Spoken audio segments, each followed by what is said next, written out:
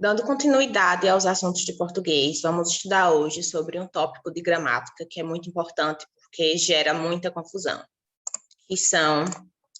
que é o emprego das letras G e J, certo? Então, bora ver como a gente aplica, como nós utilizamos cada uma dessas duas letras, porque tem uma fonética muito semelhante em algumas sílabas.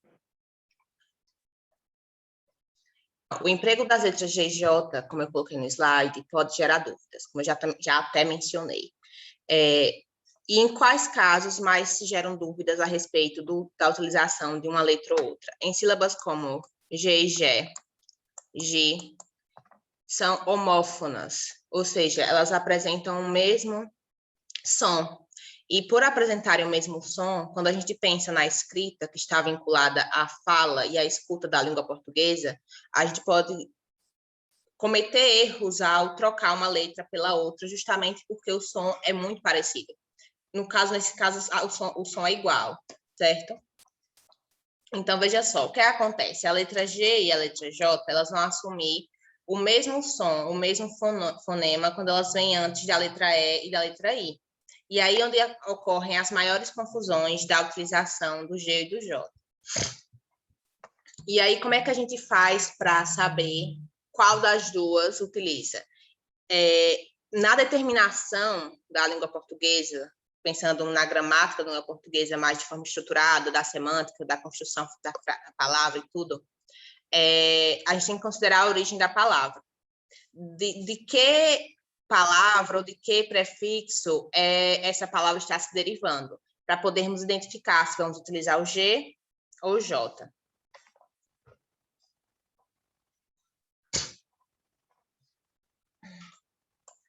Aqui eu fiz uma tabela, coloquei uma tabela para a gente identificar quando nós vamos utilizar a letra G. E aí nós temos algumas regras. Uma delas é substantivos terminados em agem, como garagem, tatuagem, viagem. Então, substantivos. Lembrando que substantivos é uma classe gramatical que é utilizada para dar nome a coisas, nomes a seres, sejam seres vivos ou não. Então, quando os substantivos são terminados em agem, vai ser sempre com G. Quando são terminados em igem, também vai ser com G, como fuligem, origem, vertigem. Quando os substantivos terminam com o som de ugem, vai ser com G também. Ferrugem, penugem, rabugem, certo? Então, essa é uma primeira regra. Quando o substantivo tiver uma dessas três terminações, eu não posso utilizar J, eu vou utilizar o G.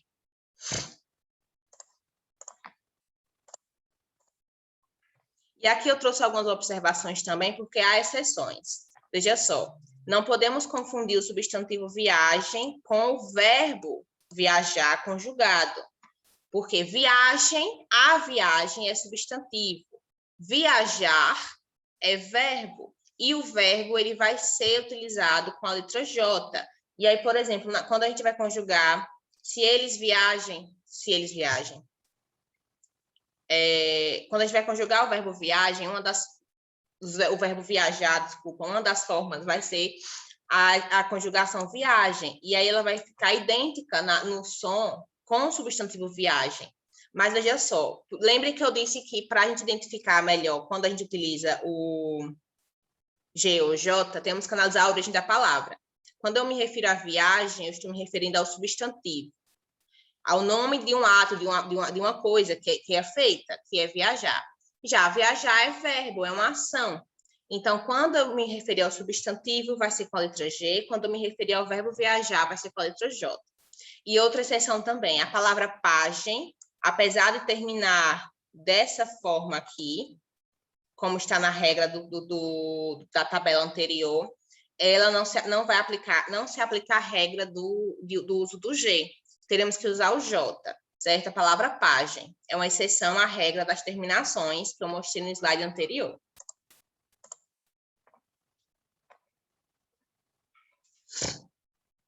Outra regra para a utilização da palavra G, palavras terminadas em ágil, égio, ígio.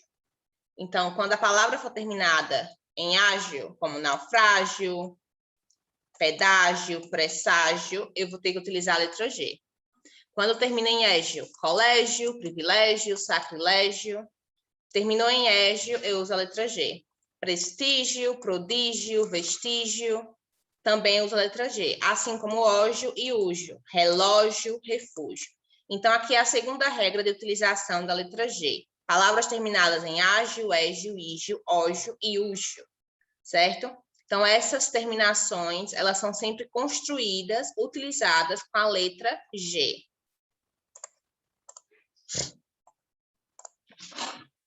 Outra regra da utilização da letra G são os verbos. Agora a gente se refere a verbo. Verbos terminados em ger e gir.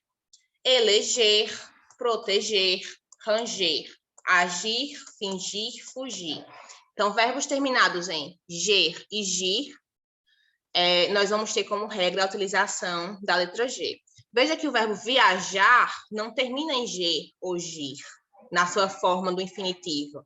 Então, por isso, nós vamos ter como utilização da letra G os verbos terminados em G e gir.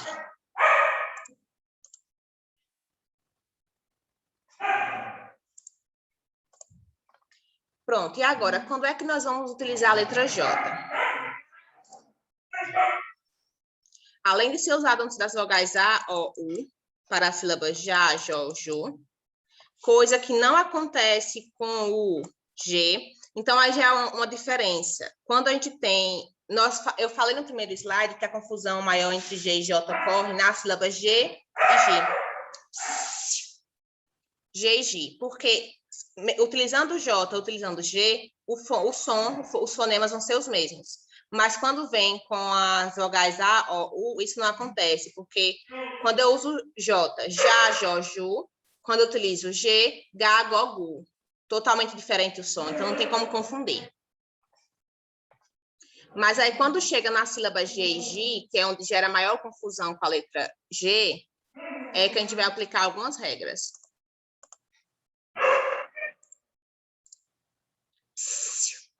Então, quando é que nós vamos utilizar a letra J?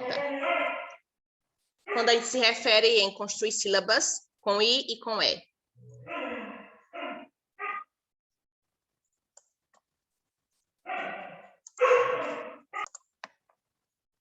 Então, nas palavras de origem tupi e africana, nós vamos utilizar na formação das sílabas G e G a letra J. Por exemplo, nas palavras tupi, canjica, jiboia, pajé. Gi, gi, jé. Vão ser sempre com J, porque a origem da palavra é tupi, certo? E nas palavras de origem africana como jeguedê, jeribata e giló. G, G, G. Novamente, a formação de sílabas com E e I. Vou utilizar J, porque a origem da palavra é africana. Então, isso é uma regra, uma tendência da língua portuguesa para a utilização da letra J ou da letra G.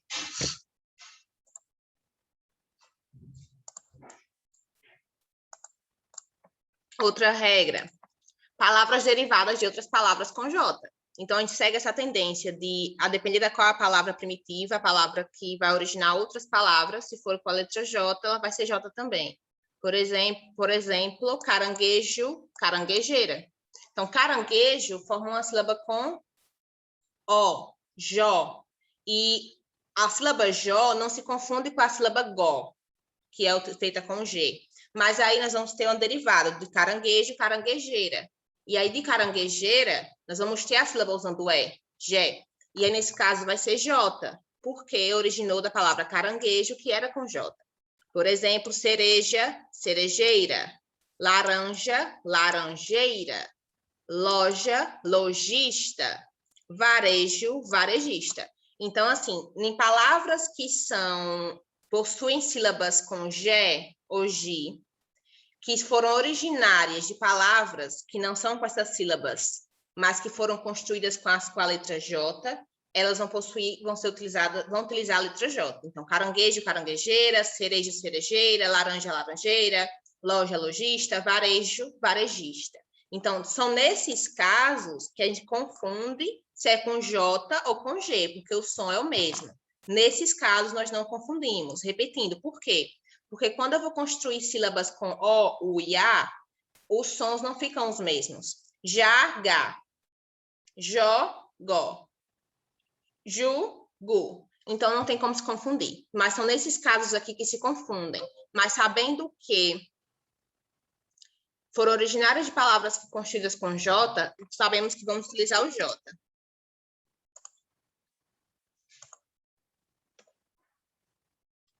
Aqui é uma tabela com diversos outros exemplos de palavras com G para vocês memorizando. Por quê?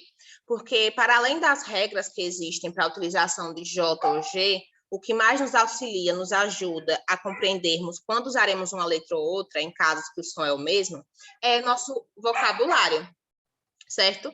Quanto mais nós temos um vocabulário amplo, quanto mais a gente lê, mais a gente conhece palavras, mais difícil é de a gente confundir e trocar o J pelo G. Então, algema, apogeu, auge, bege, cônjuge, coragem, digital, elogio, estrangeiro e por aí vai, diversas palavras.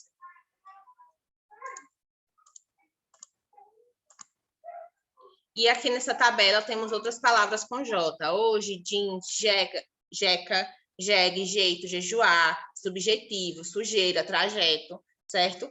Quanto mais a gente conhece palavras, menos a gente vai errar e confundir, trocando uma letra pela outra, o J pelo G. Lembrando que essa confusão ocorre em casos em que a gente forma sílabas com as vogais E e I. Com as vogais A, com as vogais O e U, isso não acontece. E A também. Certo?